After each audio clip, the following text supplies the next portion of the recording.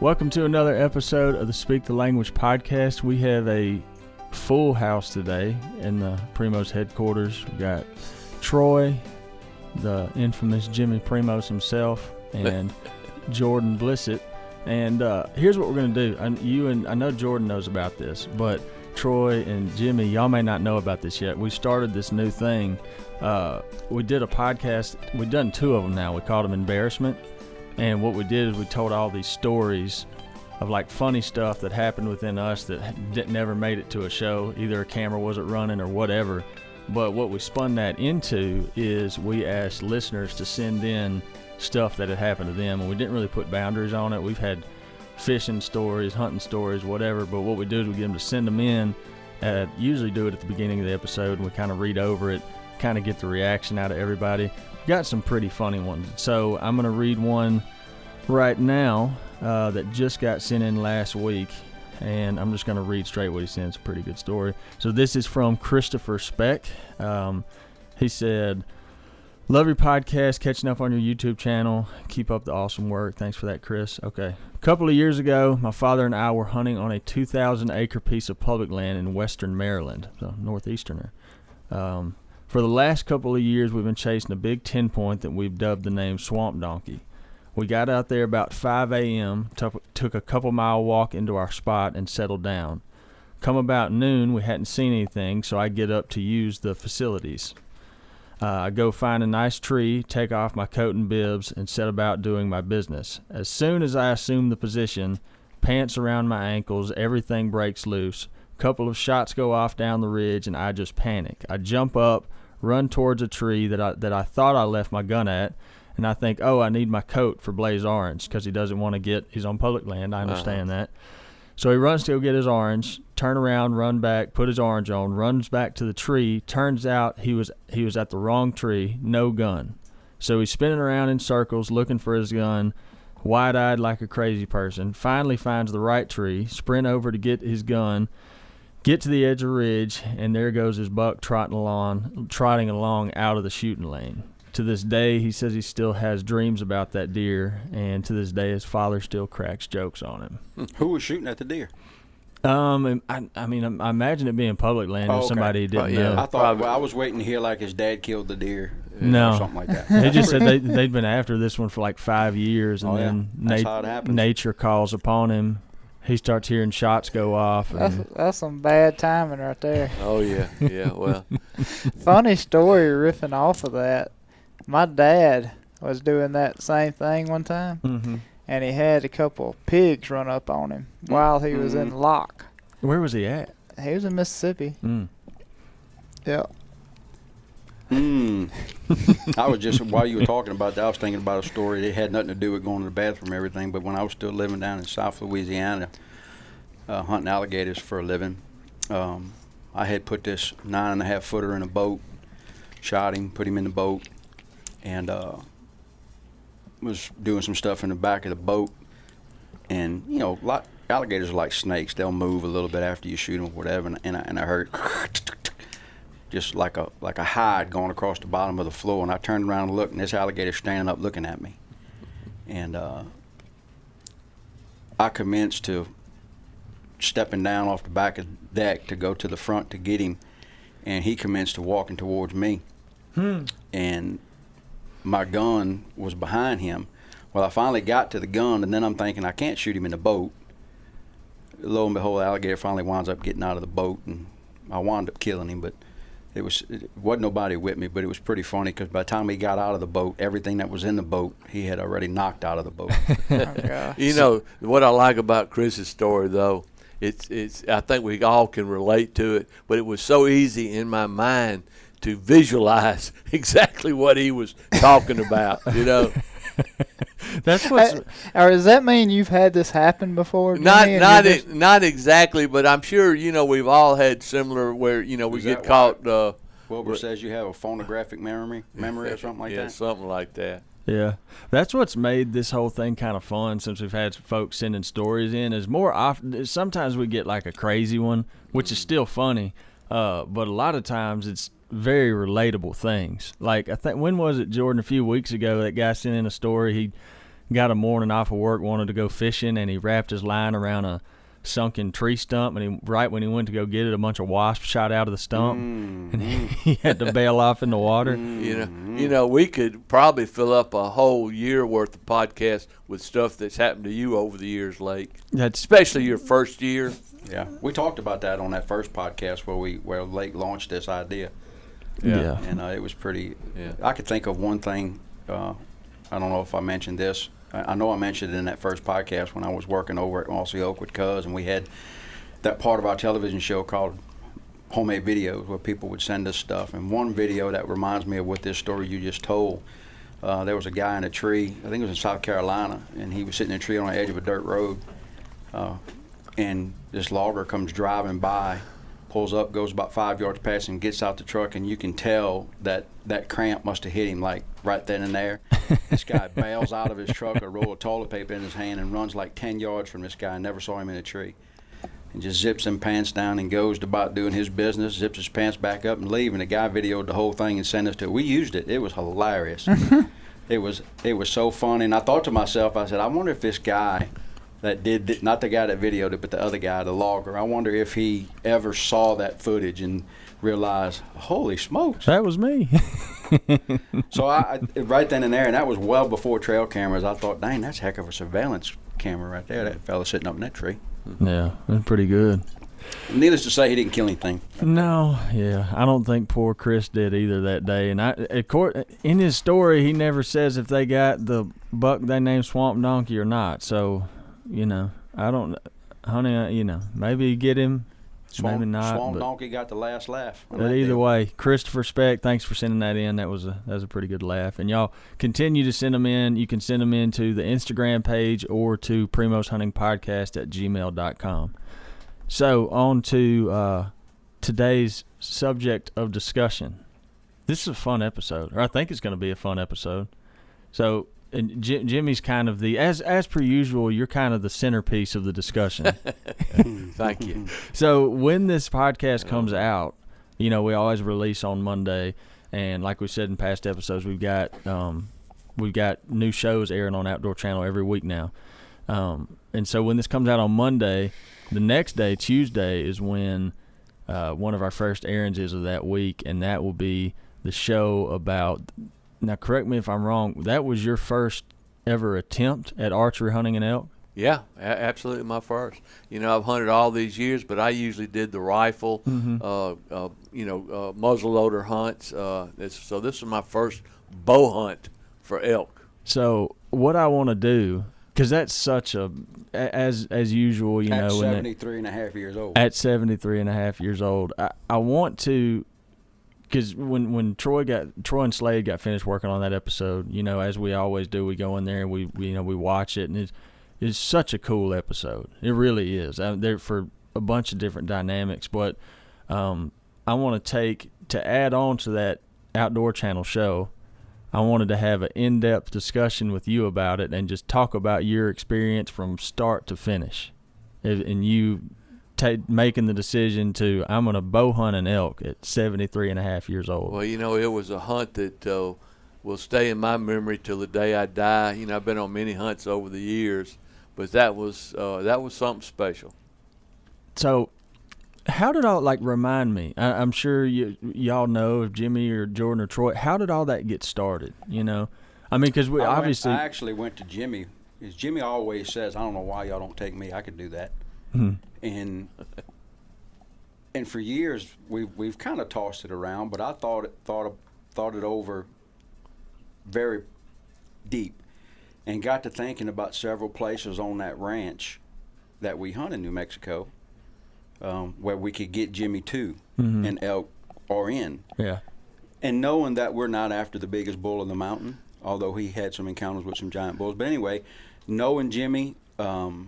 And knowing that area like we know it, I felt like we could pull it off with the team that we have. Now, Troy, let me say this. Get Jimmy to.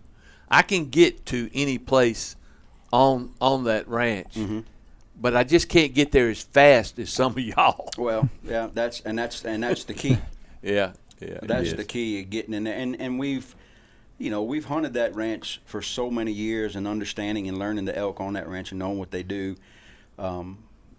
This podcast is brought to you by OnX Hunt. The OnX Hunt app is something that we do not go to the woods without, truly. It's something that we use every single day. You've already heard Jordan mention it from the Iowa trip. He was talking about checking the topo maps. We've talked about before how important topography is. We use the topo maps on OnX all the time, and that's just one of the features. There's property lines. If you hear a turkey gobbling, you don't know where he's at. Is he across the property line? Is he on you? You have the ability to drop and save waypoints if you want to mark where you saw a turkey, if you want to mark where you found turkey sign, if you want to mark a roost tree. If you're trying to send a buddy to a spot, you can drop a waypoint and share a waypoint to them. There's so many features. I mean, there really is. Waypoints, topo lines, offline maps. If you're hunting somewhere where you don't have service, you can save the map. It's called an offline map, and you can use it even if you have cell phone service or not. There's limitless amounts of things from the OnX Hunt app. So check it out today, the OnX Hunt app. Use the promo code PRIMOS20 to save 20% your OnX Hunt membership.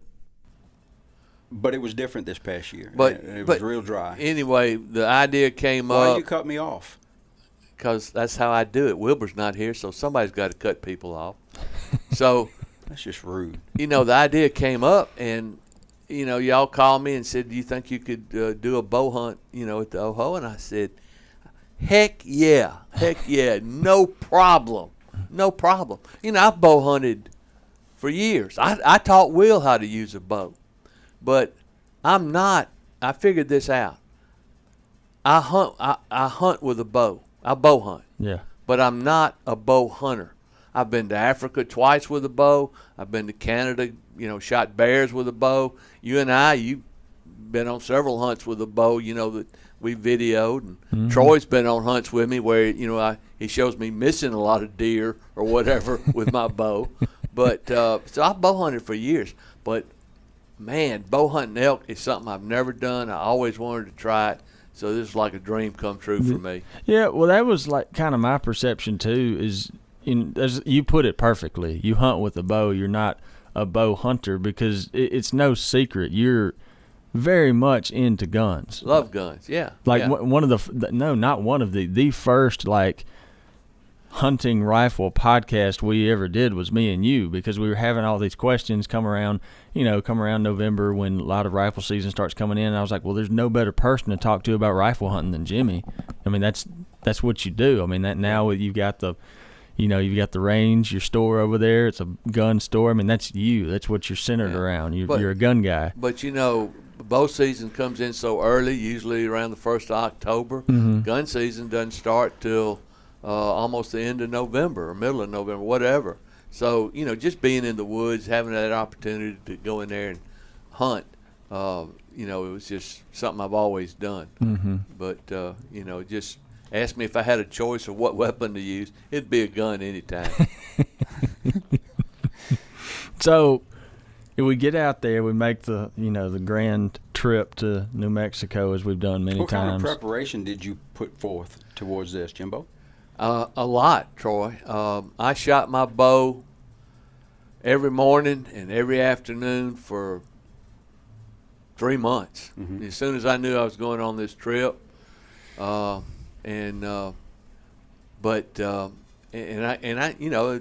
bow, 30, 40 yards, I was no problem. Yeah. Did you have like did you put a cap on yourself as far as yardage goes? Did you say, all right, I'm not shooting past this distance? Yeah, 40 yards is what I'm comfortable with. I mean, worst thing in the world that could happen with a bow is if you make a bad shot and you wound that big beautiful bull and can't find him. That's so I put a 40-yard minimum on there. There were some things I wish I'd done different.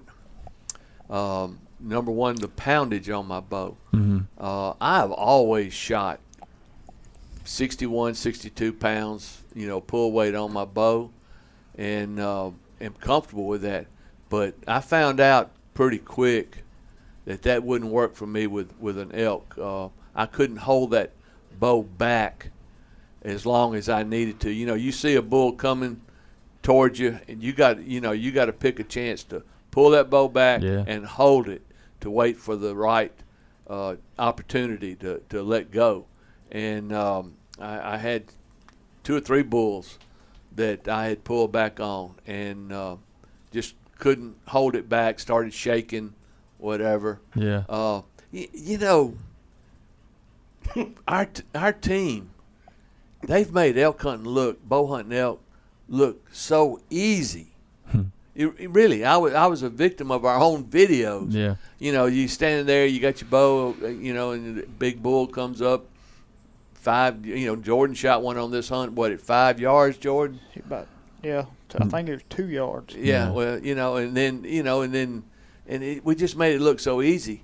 There were so many things. I don't know how many elk I've killed over the year with a rifle, muzzle, or whatever, but I had a lot to learn about bow hunting elk, a lot. Yeah. And this was really a team hunt for me. Y'all carried this old man. Just you know, y'all were so patient and everything with me. And it really made the hunt so much more special for me. And I know there were times. I know one time Troy was videoing behind me. Will was literally hanging on my shoulder, whispering in my ear what to do, and had this nice 6x6 bull coming wide open, and you know, I'm standing there, and I think he got within probably 6 yards of me. Yeah. And I'd been holding back for so long, I just couldn't hold it any longer. You know, my it was cold or cool, and my shoulders, my muscles cramped up, and I just couldn't control it. And the arrow dropped right in front of the bull. You know, at 5 or 6 yards. It was that was to me, that was my lowest point on that entire hunt of the whole trip. Yeah, and it was not that I didn't shoot the bull; it was that I let y'all down. That you know, we hunt so hard, and it's so hard to do what we do on video. People have no idea, but I let y'all down, and I think that was as low as I felt in a very long time. But y'all rallied around me. You made me feel so much better after all that happened. I think I was ready to quit right then. Well, I think, you know, in contrast, I think really, because we show that encounter that you're talking about. I think that's part of what makes that episode as special as it is, because several times, like you said, it can come across on video that it looks easy, but a lot of times it's just because, you know, we're in, you know, time constraints, and you don't get to see all the mishaps that happen. 22 minutes of total airtime. Yeah. To take I mean, honestly, we could have done an hour and a half episode on Jimmy's total trip. Yeah, and easily. I'm so happy. Like that whole episode is just about your hunt, but it makes it real, because that's what I mean. There's guys that they're not at 73 and a half years old. They're guys that are just getting started in elk hunting. They've been doing it for a while, that hit these same kind of struggles, and that's what makes it real. And even though I know I can speak for everybody on this team, no one felt let down when that was happening to you, but I know, because in a similar situation, I know why you could feel that way, and it makes it difficult to overcome. You can get in your head real quick, or at least I know I can. You're probably a lot more mentally strong than me. We've all been in that situation where when we're hunting, like if I'm hunting, Troy's hunting, Lake's hunting, and we have a screw up on our end, you feel bad for the whole team because there's so much preparation and time is put into it and effort, and you're like, crap, it all fell apart because of something I did. Oh, That's man, right. The first bow tag that I got, I don't remember how long it took me to kill one. In retrospect, it probably wasn't very long, but I was so in my head. I was going, there's guys hunting behind me. I'm holding everyone up. I got to make this happen. It's all you're thinking about is I got to do this. I got to do this for everyone else. And I can imagine, especially, you know, that had to have been difficult for you. Oh yeah, the pressure that you put on yourself, the pressure that the team puts itself on. Everybody thinks it's fun and games, and you know how easy it is to do what we do, but there's no telling. I remember one bull, I don't know if it got on the show, but we called him in, and it was pretty thick where we called him, trees and everything, and the bull stopped. His head was behind a big tree. I could see the ear. He could see his ears. I could see his horns. Try not to look at his horns, and I was at full draw, waiting for him. All he had to do, and he was like 10 yards. All he had to do was step out behind that tree. Mm-hmm. And he was sitting there bugling in our faces. And I said, oh, it's fixing to happen. It's fixing to happen. Yeah. And I moved my toe. I shuffled my toe about 1 inch. I didn't pick my foot up. I didn't move my whole foot. I just kind of pivoted my toe 1 inch. It brushed against something, and immediately I saw that bull's ears zero in on where I was. Yeah. And he just turned around and walked The away. amazing thing about that bull is when you watch him after he hears your foot shuffle, is to watch him just back up in his footprint, in his steps. He doesn't turn until he backs up like a horse, just like a car, backing up, and then he turns and walks off. Yeah. And that's something I never thought about in bow hunting elk. You know, that it was that they were that tuned in to what was going on. Mm-hmm. I mean, I'm sure he was looking for that other elk or cow or bull right there that was right, where we were calling from. But it's tough. I said, man, this ain't gonna be easy. Yeah, I'm sure that had to have been from all those years of hunting with a firearm, a gun, that there was a lot of things like that were just things you had to acclimate to. Yeah. As far as like when you can move and just stuff that you can probably get away with a lot more as comparison to a bow. Oh yeah. Oh yeah. There's a whole lot of smaller details involved in archery hunting just because they're so close. Well, it's just like the bull you killed, Jordan. I mean, that joker was walking straight to you. Yeah. And the bull that Jimmy talked about earlier, I felt like was going to do the same thing. What you can't see on that hunt is where Jimmy, myself, and Will are standing. Jordan's behind us 150 yards, calling 100 yards down the hill, and we're standing in a blowdown. Mm-hmm. And the bull is coming right at Jimmy. Well, he's either going to go left or right. No matter which way he goes, right when Jimmy, which Jimmy couldn't hold it any longer, but right when Jimmy lets down, if you notice, the bull was going to turn to the bull's left, which would have put the bull at about 2 feet in front of Jimmy if he could have held out. And all he had to do was just let it go. Yeah. I mean, there was nothing. There would have been nothing. The only way he would have missed if he'd have pointed it straight in the air. That's the God's honest truth. Yeah. And that bull had one choice to go either way, and either way, Jimmy was going to get a 6-foot shot. Yeah. And same thing with Jordan. Had the same shot. The bull's walking right to him, and Jordan set up in a spot where he was behind a tree, and the bull had to go left or right. And luckily, the bull decided to go to the right, and Jordan gets a 3-yard shot. And that doesn't happen on accident.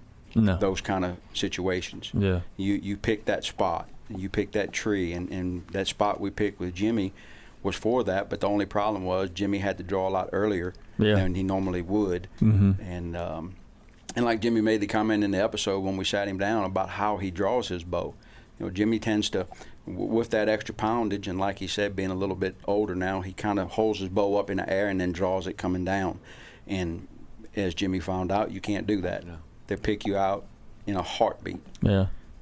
What I liked about it is, there's that whole element of, overcoming these struggles and figuring out, I can get away with this, I can't get away with this, this is working, this is not working, is when a lot of this went down, a lot of what you obviously saw then you saw Will, it's comical actually. There's like some of those clips from the small camera. Will looks like a parrot sitting on your shoulder. Yeah. I mean, he's like right on top of you. Well, after about 3 days, we were walking off from one of the encounters, and Jimmy pulls me aside. He says, "Everything's working out great. I can do this. Get Wilbur off my shoulder." I mean, he was literally on my shoulder. Sometimes when I'd pull back, he would block my arm coming back with the bow. It's funny. Was he just so keyed up trying to help you, trying to make it happen? Oh yeah. Just how Wilbur is. Yeah. But it was so fun. Yeah. But I loved I told Troy, like, honestly, my favorite part of that entire episode probably, because it just shows kind of the attitude behind it all, is after one of those close calls that doesn't work out. You can obviously see a little bit of disappointment in your face, but you're lifted up pretty quickly because Troy's there, talking behind the camera. Will's there talking to you. I think Jordan and Slade walk up, and no one's disappointed. Everyone's just That's awesome. That was a fun encounter. We're going to make this happen. This is great. We're getting closer. Every day we're getting closer. That attitude, from what I could see, looking at it from the outside in, it never faded. Everyone never doubted, like, yeah, we can do this. Yeah. We'll make this happen. Yeah, y'all lifted me up, but y'all did. Yeah. So let's talk about the actual, when you shot the bull. Let's go to that hunt. How did all that start? There were some changes in between that too. Remember? Yeah. Jimmy. Well, you go talk. Yeah, talk about that. Yeah, no, Jimmy talks about it. Jimmy finally realized that there were some things he had to do, and we had mentioned it earlier, but none of us want to say I have to turn my bow down, because that's not right. I mean, that's like Jimmy said on camera. It's it's the old Marine in me. You don't tell me I can't do something or I got to do something different. And we're all like that. I shoot 71 pounds. Well, good, but you don't need that. Yeah. You might do it on a whitetail, but you ain't gonna do it on the whelp. Yeah, they make 90-pound limbs these days. Yeah. There's some folks doing that. Yeah, I'm like, Lord. unnecessary. But that with me. That's why I shoot 60-something pounds, so I can pull back to straight back. Yeah. Yeah, and once we turned my bow down to 55 pounds, yeah, it was a whole new ball game. You for can me. see it in the footage, clear as day. Yeah, I could pull straight back. And if you I look could at hold it. The funny thing about the 55 pounds is, even though he's shooting 55 pounds, if you watch the footage of him shooting the block target, those arrows are burying as far, if not as far, maybe a half-inch less, tops, into that target. Kinetic energy's still there. Yeah. Oh yeah. And I didn't even have it. to change my sights. No. It's my zero. My sights stayed the same. Yeah, I can remember I was interviewing T-Bone. This has been 2 years ago, and he was talking about some archery stuff, and I can't remember but he told me something to do with like the how fast the bow shoots, but it's like something outrageous. You have to get above a certain mark before you can tell any difference between your 20, 30, and 40-yard pin. Yeah.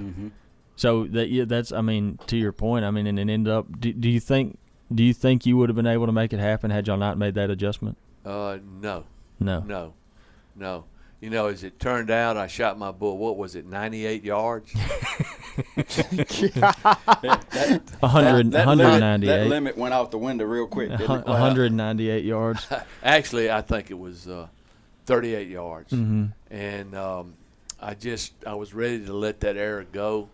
And it turned out I shot the top of his heart out. Yeah. Yeah. The cool thing is you was able to hold that bow back a lot longer. Yeah, I mean, it was the one of those. First time he stopped, you didn't have a shot. No. You had to wait. No, and it was one of those times there were elk everywhere. Yeah. I mean, we got right in the middle of a elk parade, and they were just running past, and cows screaming, bulls screaming, and all that. And I had to wait for that elk to clear some big trees. Yeah. And he stopped just for a minute, and I shot, and then boy, I tell you, he run off, and it was and then we had to wait because we saw a lot of blood, but we weren't really sure how well he was hit. Yeah. And that weight, that was tough. Wilbur and Slade could see the bull after you hit him better than you and I could. You and I lost him pretty quick. Yeah. In the viewfinder, to me, it looked like you hit him right at the elbow, and it was hard to tell even when we would rewind it. But Wilbur assured us when he walked up, he said, "I walked up there and there is blood everywhere." So, how did you feel about it initially? At the shot. Yeah. Before any of that, at the shot, how'd you feel? Well, I felt good, but when you make that shot and you don't see the animal fall, there's always that doubt in your mind. Yeah. There's always that doubt, and there's always that apprehension. I had to lay down on the ground and try to go to sleep. I just was so keyed up, so nervous. Was it a good shot? Am I gonna find that? We're gonna find that bull. It's just I curled up on the ground and tried to sleep to get it out of my mind. Yeah. I couldn't deal with it. Yeah. So much emotion. Yeah. So much. There's so many days of y'all trying, day in and day out, and just so many close encounters like we talked about, and then all of it comes to a head at that one release of that arrow, and then Like we've all been there. You can watch a shot be dang near perfect, and the animal run off, and there's still a little part in your mind going, I hope we find him. You know what I mean? And we've all been there. Yeah. Oh yeah, yeah. Yeah. And I've seen there've been times people have made perfect shots with a bow, where the arrow hit, and never find that bull. Yeah. There's that I don't know, we talk about it sometimes, that little zone in a bull's vital area that if you put an arrow in there, you'll never find it, and the bull will live. Yeah. But they're also, it's amazing to me, they're also one of those animals that you would think, as big as they are, tough as they are, I mean, how many of them we get to watch fall over dead on camera? Yeah. Because they don't know you're there, and that's all based on setups that we do to be able to get that bull in there. He has no idea what happened. I was like yours last year. We saw him fall down. We saw him fall down. There's certain spots. It seems like if you hit them kind of in a higher part of the lung, unless it's thick, you're gonna watch them fall. From what I've seen. Yeah. And then sometimes, like, it was a few years ago, I filmed Wilbur shoot one, and we watched him fall, but that's because we were in a lot more open stuff. He probably went close to 100 yards, but we could see 100 yards. The way your bull went, you couldn't have kept up with him that far. Yeah. Well, you think of the scenario that you're portraying for them to envision.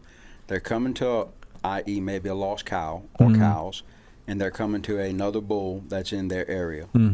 And when that hits them, their initial reaction is, I got blindsided by something. And they'll run 25, 30 yards, and we're all calling back to them, and they'll stop and usually look back and go, what was that? And that's usually where they wind up falling dead right there. Yeah. I think that's a huge part of the reason why we a lot of times see the elk fall after the shoot is the calling after the shot. Yeah. Especially if the elk comes in chilled out and never gets keyed up at anything, Yeah, because he's expecting to go another 100 yards to see the elk that he should be seeing, and then he gets shortchanged. Yeah. And it's like, what was that? Yeah. The ones that I've seen where they maybe kind of get like, I'm not sure what's going on here, those can sometimes go a little bit farther. But and I've seen them suckers shot with a gun, and know Jimmy has too. They hear that big bang, and they run until they can't run no more. They don't quit running. Yeah, they don't feel like stopping. Yeah. But the way Jimmy shoots them, they just fall right there. Yeah, they're just pow, boom. Okay, so you lay down, try to go to sleep, try to get your mind off of it a little bit. To chill out. How long did y'all wait before going to look? It was Troy, an hour and a half. Wilbur had already walked up there and saw where he last saw him. Will walked up there and saw all the blood, and then just eased in there real slow, and he got within 30, 40 yards of the bull and saw him laying there. Had his head up, wasn't moving, but had his head up. Now, whether his head was just leaning up against a tree or not, we don't know that. And Will just backed out. So he came and told us about it. So we sat there and ate a little lunch and discussed what we were going to do. And hour and a half later, he shot him like at 11 something, and we found him at 2:15, I think. And there was so much blood in the trail. It was not a problem trailing that bull up. So. Yeah, when we gutted him, it was right. That big rage, it went in. The blades went in horizontal instead of vertical. Yeah. And when it did that, it cut the very top bottom of the heart, if that makes any sense. So in other words, the heart lays in an animal on an angle like this, and it cut it right across the top of the heart at the bottom. Yeah. And I really don't. If I remember correctly, when we started gutting him, there wasn't hardly any blood left in him. No, but that's one case where prayer came through for me. boy, I was saying my prayers. Please, Lord, please. You prayed that arrow into the heart. The prayer started the second the release went off. Please, please, please, please, please, please, please. How did that? I'm sure this is a. But how did that feel? Like really, like when you walk up and you realize that it's done. It's. That was not a big bull, but I think I'm just when I finally realized I had done it, I'd accomplished what we were trying to do. It was just an incredible feeling of number one, relief, of joy, satisfaction. You know, my only regret that I felt right then was that I had not started bow hunting elk sooner. Because I mean, now I'm 74 and a half, and you know, it's just being there in the camp with all that going on. You know, helping people pack their bulls out down at the skinning shed, the dinners we had. It's all the experience. It's not just killing a bull, but it's just being there with friends, and you know, it's almost like family now. The way we, as much time as we spend together, I probably spend more time with you guys than I do my own family. Which, in my wife's case, she probably appreciates that. She does, because she always calls me about mid-August. When y'all leaving? Yeah, I'm ready for him to go. But that was my only regret, that I waited till I was 73 or whatever to do it for the first time. Yeah. It was something special. It was a special episode. That was, I mean, quite honestly, that was my favorite hunt to watch from the whole last season. No offense, Jordan and Troy. I just like that one better. Mine too. Yeah. Well, we had an incredible elk season, from everything we did in New Mexico to you and Brad in Arizona.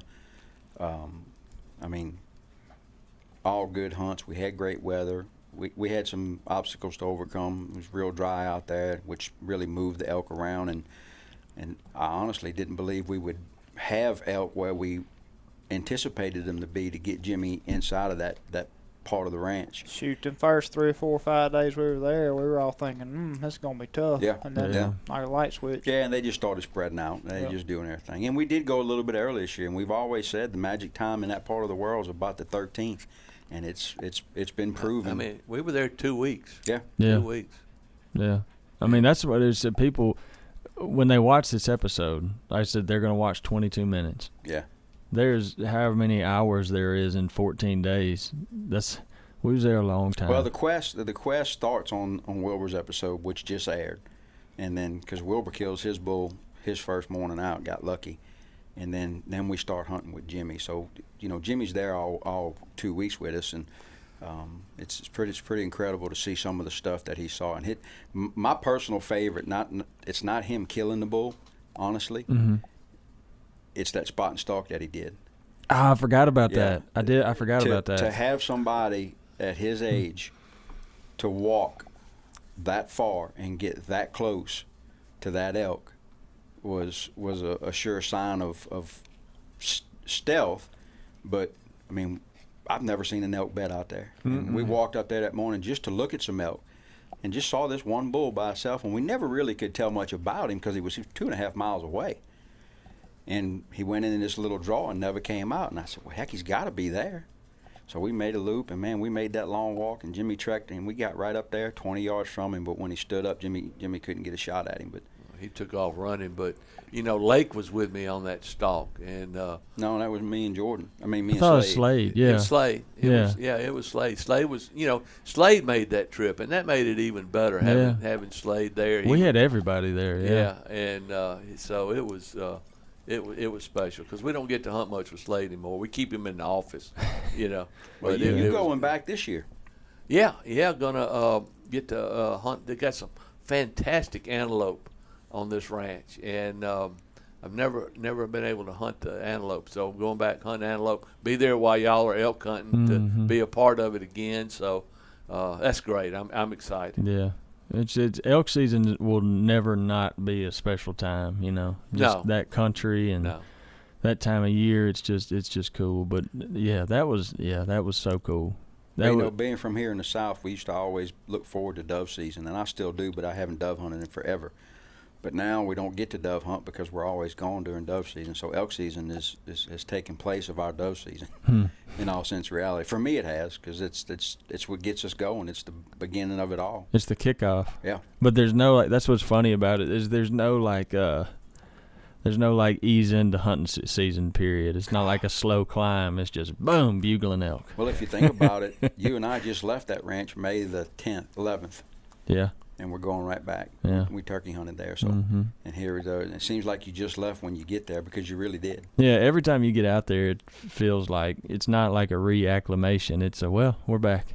You Yeah. know, just difference between. The only time it's ever felt different to me was the year they had the big fire and the west side burned. It was you drove up there and it was like, this is different. It's not looking the same. Yeah. Well, the time I showed up there, the first time I went there turkey hunting, it was snow everywhere. That's that right. was Yeah. that was Yeah. different for Yeah. me. Didn't have that same look, that New Mexico It makes you think high it's country January. look. Yeah. Yeah. You know, that ranch is a different place. And the Palome, I'd never hunted. I've been there, you know, I don't know how many years hunting elk, but I'd never hunted on the Palome, and that's a tough place to hunt. Yeah. Yeah, old Volcano Mountain, and it's tough. It was tough. It's worth it to get there, but it's no easy task to get there. Yeah, well, just the part of the experience is driving into it. That's the roughest ride I've ever been on in my life. That's why Slade and I got in that Polaris Range and let y'all take the truck. Good Lord. And Good beat Lord. the snot out of you. Oh, yeah, you knocked the fillings out of your teeth. Oh man. If you had to give somebody, Jimmy, at your age, even not your age, somebody going for the first time that's always wanted to go, just some advice, some quick advice.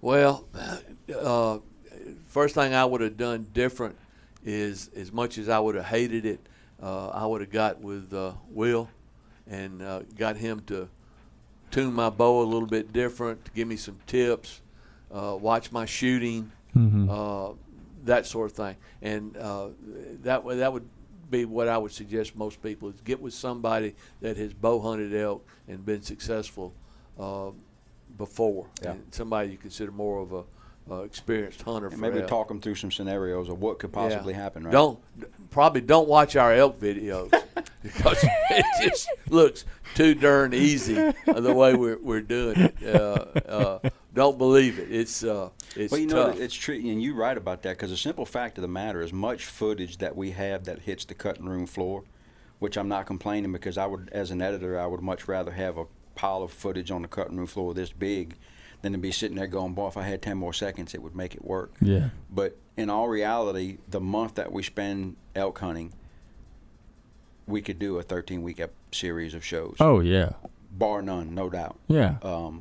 With 6 to 7 bulls that we kill every year, and counting the close calls encounters and whatnot, and to take all that footage and marry it down to 5 episodes, sometimes 6, like we did this year.